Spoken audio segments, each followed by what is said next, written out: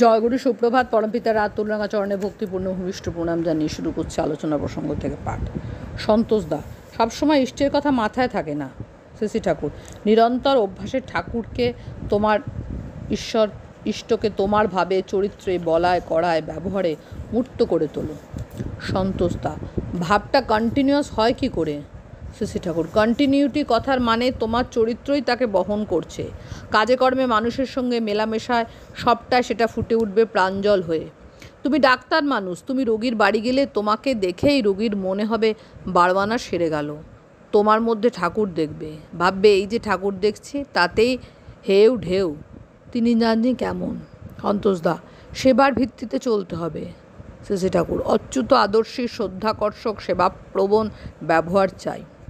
জ্ঞানদা, দীক্ষার পর প্রণামী দিতে আসলে শ্রী ঠাকুর আবদারের সুরে বললেন, আমাকে এ দিলে হবে না, ওই কয়জন মানুষ চায়, সেইটি হবে তোমার দক্ষতার দক্ষিণা। মানুষ না হলে হবে না, পাগল হয়ে জোগাড় করা চাই।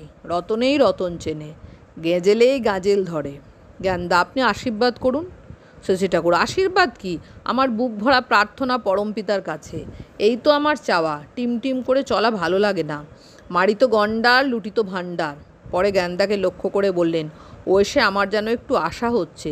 যা হোক, এইবার জীবনের মশলা সংগ্রহ করে ফেলো। এরপর শ্রী ঠাকুর ব্রজেন্দাকে বললেন, 7 জন মানুষ রিসার্চ করার 2 জন ভালো মেকানিক জোগাড় করো। দুপুরে ভোগের পর শ্রী ঠাকুর বললেন, সবাই ওয়েবে একথা বলাও যা, সর্বং খলিদং ব্রহ্ম বলাও তাই। সব কিছু একেরই রকমারি প্রকাশ। সন্ধ্যায় শ্রী ঠাকুর গোলতাবুতে। আজ খুব ঠান্ডা পড়েছে। কেষ্টদা, জ্ঞানদা, ব্রজেন্দা, সরোজিনীমা, হেমপ্রভামা প্রভৃতি উপস্থিত।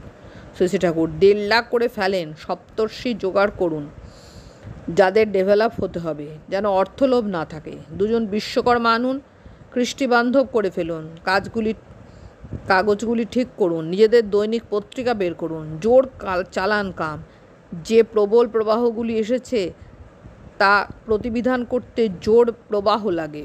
কেষ্টদা, 1.5 লাখ দীক্ষা দিতে অন্তত 500 জন নিষ্ঠাবান ঋত্বিক দরকার। শ্রী ঠাকুর, কাগজকে ঋত্বিক করে দেন, মানুষ আছেই, তারা সাড়া দেবেই। বার্ধক্য সম্পর্কে কথা হচ্ছিল। শ্রী ঠাকুর বললেন, ইষ্টনিষ্ঠা যদি না থাকে, বিয়েটা যদি ঠিকমতো না হয়, বিরুদ্ধ মিলন যদি হয়, স্বামী স্ত্রীর মধ্যে যদি সদ্ভাব না থাকে, স্ত্রীর কাছ থেকে প্রীতি প্রত্যাশা যদি ক্রমাগত ব্যাহত হতে থাকে, স্ত্রী যদি ক্রমাগত ডিপ্রেসিং ইম্পালস রেডিয়েট করতে থাকে, ওর থেকে পুরুষ সকালে বুড়ো হয়ে যায়। পুরুষের জীবনে তখন প্রধান হয়ে ওঠে হতাশা, নিরাশা। পুরুষের মস্তিষ্ক রাজ্য যখন এইভাবে আক্রান্ত হয়, তখন তার শরীর দুর্বল হয়, টক্সিন এলিমিনেট করার ক্ষমতা কমে যায়, তার ডিপোজিটেড হয়, লাইফ পোটেন্সি কমে যেতে থাকে, তাতে শরীর বিধানের ব্যালেন্স ভাঙতে থাকে। এছাড়া অকাল বার্ধক্যের অন্য কারণ আছে।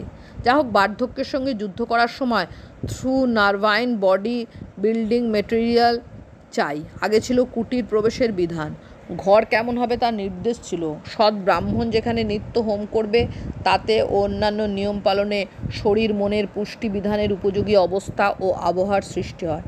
তাতে প্রতিকূল শক্তিগুলি দূরীভূত করে জীবনী শক্তি বাড়িয়ে দেয়। দাম্পত্য জীবনে স্বামী স্ত্রী পরস্পরের কাছ থেকে ভালোবাসা প্রত্যাশা করে। উভয়েরই দেখা উচিত যাতে একজনের ব্যবহারে আরেকজন সুখী হয়, উৎফুল্ল হয়। অবশ্য বিয়ে ঠিকমতো হওয়া দরকার। তাছাড়া উভয়ের পারস্পরিকভাবে মন মেজাজ বুঝে সুঝে বয়ে চলা লাগে। স্ত্রী যদি স্বামীর প্রতি বিদ্বেষ ভাবাপন্ন হয়, সে যদি ক্রমাগত স্বামীর মনে আঘাত দিতে থাকে, শাস্ত্রে বলে তার থেকে দূরে থাকাই উচিত। স্ত্রী যদি শান্তিদায়িনী না হয়, তার সঙ্গে কাম সম্পর্ক থাকলে তা পুরুষের জীবনে গোলমাল ও বিশৃঙ্খলার সৃষ্টি করে। একটু থেমে শ্রী ঠাকুর আবার বললেন, নিয়মিত ইসবগুল খেলে অনেক কিছু বদমাল বের করে দেয়, সহজে বার্ধক্য আসতে দেয় না। থানকুনি ও শরীর বিধানকে বেশ শক্ত করে তোলে। জয়গুরু বন্দে পুরুষোত্তম।